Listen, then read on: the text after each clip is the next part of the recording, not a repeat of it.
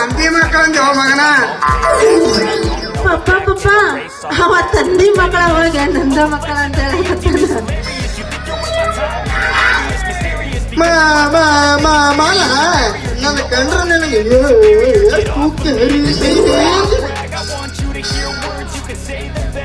ಏನಪ್ಪ ಅದು ಹರಿಯೋದು ನೀನು?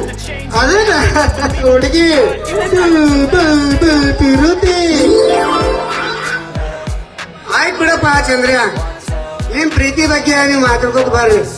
ಆಮೇಲೆ ಚಂದ್ರ್ಯ ಮೊನ್ನ ಬರುವಾಗ